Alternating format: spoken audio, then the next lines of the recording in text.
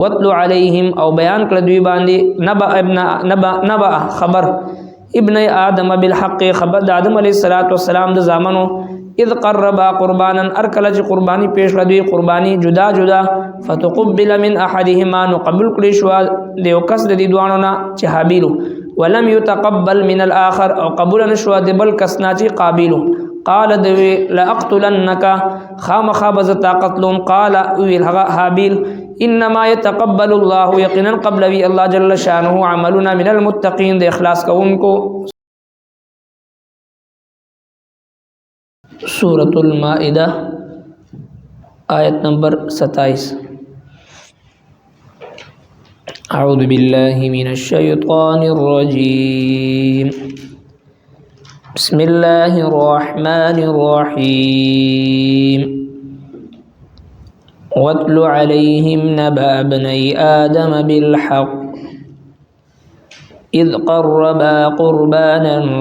فتقبل من أحدهما ولم يتقبل من الآخر قال لأقتلنك قال إنما يتقبل الله من المتقين. صدق الله العظيم.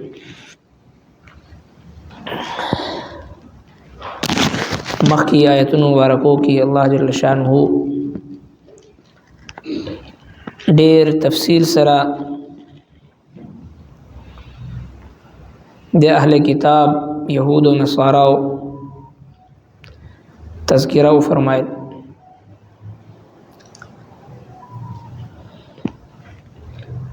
د هغوی عهد شکنی وعده خلافی او د الله جل شانه د احکامنا د حکمنا انکار دا غي ذکر فرمائے.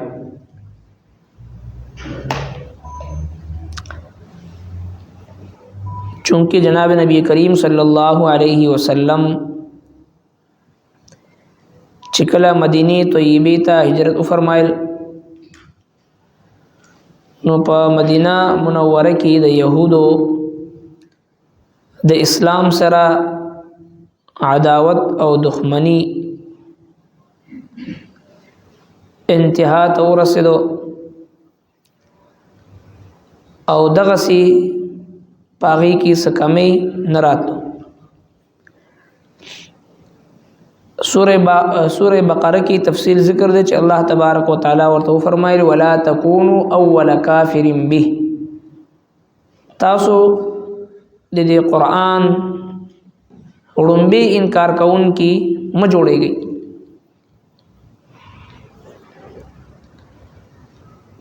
ځکه چې تاسو باندې مخکې نه آسماني کتابونه نازل شوي دي تاسو پاغي پوهیږئ نو وړومبي انکار کون کی د دې کتاب تاسو م جوړیږي. نورز تو رضا دا غوی په حسد کی په کینا کی په بغض کی زیاتوالی راتلو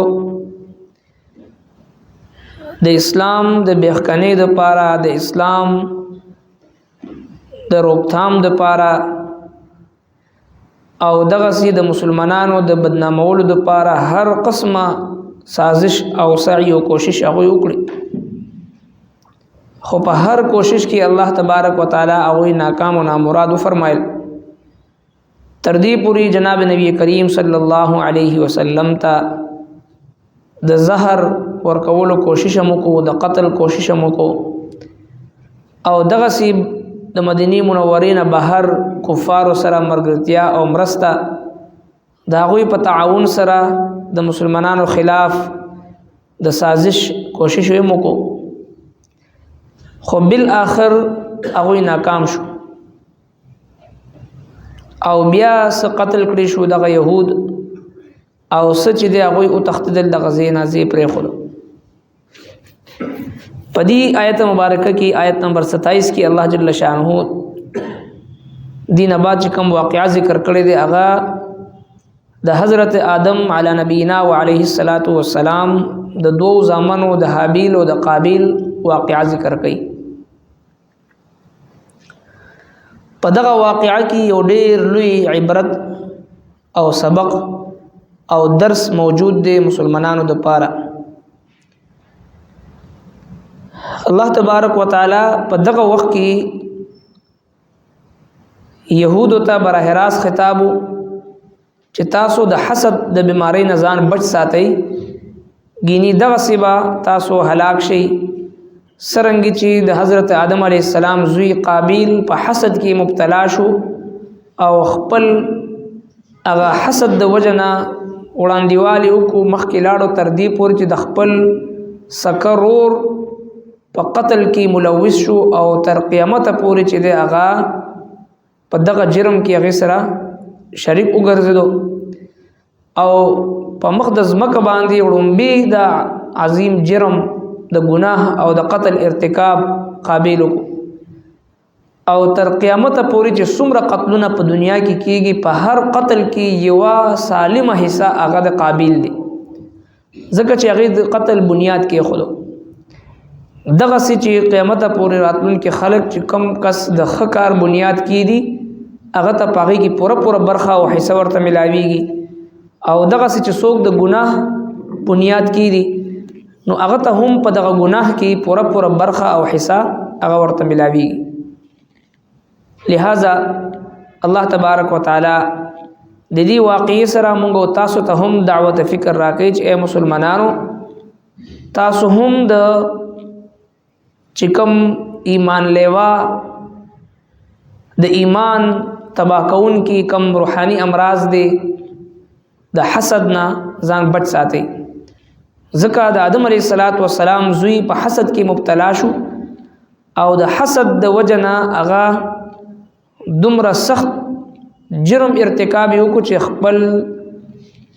د سکرور په قتل باندې هغه آماده شو. او بل پدی واقعي کې الله تبارک وتعالى دا مسله ذکر کړي چې د رب العالمین په نسبت باندې صرف او صرف هغه عمل مقبول وي د بندگانو چې کم پرهیزګار او خلق وي، کم خلق د الله تبارک وتعالى د یری نه یو عمل کوي خالص د الله رضا د پاره کوي او اخلاص سره کوي. د دې واقعي بنیاد هغه داسې و چې آدم علیه السلام چې کله دنیا ته تشریف وروړو د نسل انسانی د زیاتولو د پاره آدم علیه السلام ته الله تبارک وتعالى په یو زباندی دو چې کوم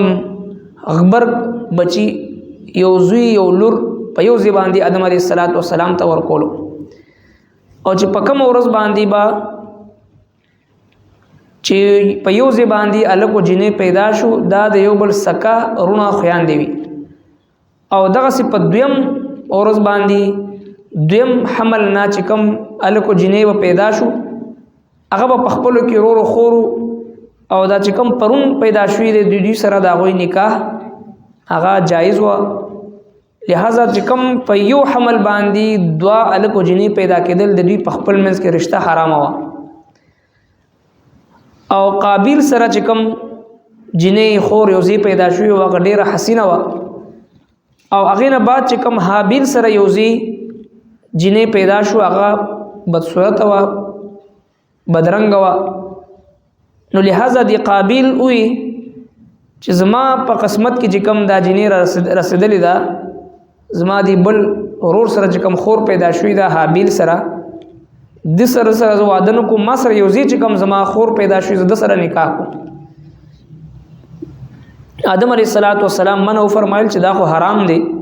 دا خو ناجایز دی، ستاسو لپاره حلال نه دی. نو دا خبره دغه په سمجھ کې نه راتلو، لہذا چې کله دی خبره بالکل اونمن آدم علیه السلام او تو فرمایل چې تاسو دوه یو نظر اومنئ او تاسو ازمایش او امتحان دي چې تاسو دوه د الله رب العالمین په حضور خپل صدقه او قرباني هغه وړاندې کړئ چې پتا سو کې د چا قرباني قبول شي نو هغه عند الله مقبول وي دا خبره به اومنل شي. آدم علیه السلام ته د دې خبرې علم وو چې زما دا قابل زوی چې دا انتهایی بخیل او بد نیت ولا انسان دی، یقینا داسې انسان صدقه الله جل شانه نه قبلې او حابیل انتهایی سخی او نیک انسانو. لہذا قابیل چې د خپل هغه د بخل مطابق سلک شانتی دال ساگ هغه هم بیکار قسم په یو میدان کې خودو، او حابیل هغه یو بهترین ګډ لال کو هغه په میدان کې خودو. د هغه زمانه د دستور مطابق د صدقې او د خیرات د قبولیت نه خداوه چې اسمان نه به اور براله هغه به اوسوځو، چې کم اور اوسوځول شو کم صدقه اوسوځول شو هغه عند الله مقبول او چې کم پاد شو هغه بزایو. لہذا چې کله دوانو کې خودو د اسمان نه اور رااله او د حابیل چې کم ګډ غوخه هغه اوسوځو او هغه مقبول وګرځیدو. دا پدی امت باندې د الله رب العالمین یو عظیم احسان دی چې سړی د صدقې په نیت باندې خپل کور ته شی راوړي او کور ټول خلق اخوري، ګاونډیانو لور کی، مقربین لور کی، یار دوست لور کی، خپل یو خوري چې کوم نفلی صدقه وي، نظر وغیرہ نه، ځکه نظر دا صرف د غریب او د فقیر حق دی، په خپل کور کې نشي خوړي. نو عام صدقو کې په خپل باندې اخوري، په خپل بچو باندې اخوري، رشتہ دارانو ګاونډیانو باندې اخوري، یو طرف ته ملمستیا او اکرام شي، بل طرف ته الله رب العالمین د صدقې بهترین ثواب هغه ورته نصیب کړي. حالانکه په خپل کور والو باندې خوراک کړي دي، رشتہ دارانو یارانو دوستانو باندې کړي دي، یو طرف ته د اکرام او اعزاز د ټولو شو، بل طرف ته د صدقې ثواب مرتمل شو. دا د دې امت خصوصیت دی. په هغه زمانه کې د صدقې د قبولیت نه خدابه چې اور براله به اوسځو. لہذا د حابیل هغه قبول شو او د قابیل هغه مردود شو. نو دی نور هم په حسد کې مبتلا شو او خپل رور ته وی چې لاقتلنک، زب خامخا تا قتلوم، ځکه چې ستا قسمت ما نه خولې دی، یو چې دی ستا په قسمت کې جنې خشته ورسېده او بیا چې کله د صدقې د قبولیت خبر راغی نو ستا مقبول شو، زما هغه مردود شو. نو لاقتلنک خامخا زه تا قتلوم. نو غرور ورته په جواب کې حابیل وی چې ما ولې قتلې، انما يتقبل الله من المتقين، زما د قتلولو ستوګ نه جوړيږي، ځکه چې الله رب العالمین خود هغه خلکو صدقه قبلې چې پچا کې اخلاص وي. زما زړه کې اخلاص وو، الله رب العالمین زما صدقه قبول کړه، ستا په زړه کې ریاکاری وا، اخلاص نو بخلو، الله جل شانه ستا غ مردود کړه. نو پدې کې زما د قتلولو سبب نه جوړي، بیا هم ته ما قتلې زتا منی کوم نه، تا ته لاس نو وګدم او تا سره چې د مقابله او مدافعت نکوم. لہذا الله تبارک وتعالى په دې کې تفصیلی ذکر دا غوي فرمای. خو په دې واقعه کې مؤمنانو ته یو دعوت فکر دی چې د حسد د بیماری نه ځان ساتي. حسد یو داسې بیماری ده چې دا د انسان د ایمان د پاره مضر او نقصان دی. او حدیث پاک کې دی چې دوانو جهانو سردار مبارک فرمای چې کم کس د خپل یو مسلمان رور سره بغض او کینه وساتي او په دې باندې وخت تیر شي، دا دې لپاره داسې دی چې دی به د قابیل چې کوم ګناه ده د قتل هغه سره برابر شریک وي، او دی او قابیل با قیامت پر ورځ دی به یوزي وي، د دوی حشر به یوزي کېږي تر دې پورې چې کله جهنم ته داخل شي نو دا دوانه به د یو بل نه جدا کېږي، دې نه بغیر به یو بل نه جدا کېږي. څومره رشتہ داران تربوران خپلوان زموږ په معاشره کې داسې دي چې خپلو کې تعلق نه ساتي، خفګان دي، نفرتونه دي، عداوتونه دي، کینې دي او حسد دي. لہذا رب کائنات د حابیل او د قابیل واقعا ذکر کړی دی. پدې کې موږ تاسو د پاره دا دعوت فکر دی چې یو مسلمان به د حسد بیماری نه ځان ساتي، ګینی هغه انسان لره په هر ګناه باندې هغه تیاری. وتلو علیهم او بیان کړ دوی باندې نبأ خبر ابن آدم بالحق، خبر د آدم علیه السلام د زامنو،